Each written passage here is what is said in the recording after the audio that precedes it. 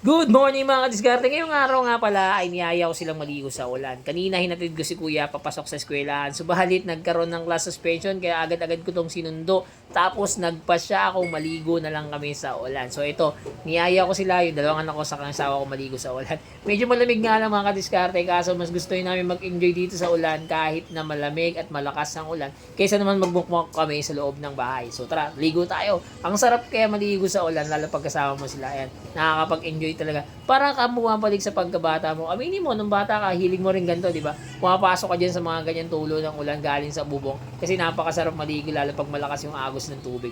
Napakasaya, lalo't masarap talagang napakalamig maligo sa ulan. Lalo pag ganito kalakas, napakasolid at napakasarap talaga maligo. Kaya ito, niyaya ko na si Ratra. Let's go mga kadiskarte. Ito, sama ko sila. Tutururut, tururut, tururut, tuturut. Ang kukulit namin, no?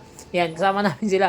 Ayan, apat kami, buong pamilya namin, magkakasama kami, naligo sa ulan. In-enjoy namin yung bawat patak, bawat simoy ng hangin, bawat lamig, bawat lakas ng ulan. Enjoy lang talaga yan kasi napakasarap naman talaga maligo. Eh, tingnan nyo naman, ang saya nila. Lahat ng batang to, muddy paddle yung tawag nila dyan. No? Tug. Akala niya si Peppa Pig siya. Yan, no? Tingnan nyo. Tan. Kaya yung tatay niya napapasama rin sa kanya, napapamuddy paddle din. So ito, yan, tamang ligo kami mga kadiskarte. Yan, kayo. Na-try nyo na rin ba maligo kasama yung pamilya nyo sa ulan? Try nyo rin, masarap kaya, mag-enjoy kayo. Family bonding na rin to kung tutuusin. Tapos after nito, ang sarap magkape, magmerienda. Yan, napaka-solid nun mga kadiskarte. Kaya tignan mo, ayan o, yung asa, 2, 3, 4, 5. Takbo lang ng takbo. Yan, sige, pam. Ang sarap talaga maligo mga kadiskarte. Nakakapag-enjoy at nakakapag-relax din to kahit paminsan-minsan. Enjoy mo lang sila, kasama sila palagi. Masaya to araw-araw. Kung pwede nga lang araw-araw umulan pero wag naman sana. Pero masarap talaga maligo sa ulan mga diskarte.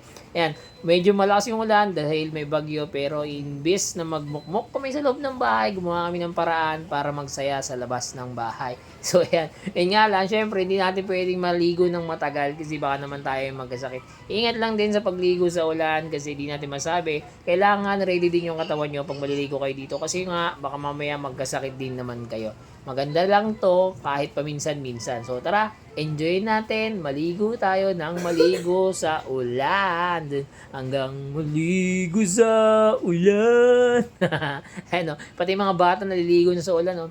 Maraming mga batang basang-basa ngayon sa ulan. Pero mas pinili nila mag-enjoy kahit mga basang sisiw na sila. Kahit mga, kita niyo mga estudyante kanina, basang sisiw na sila. Pero gusto nila maligo eh. Tara, enjoy na lang natin bawat sandali mga kadiskarte.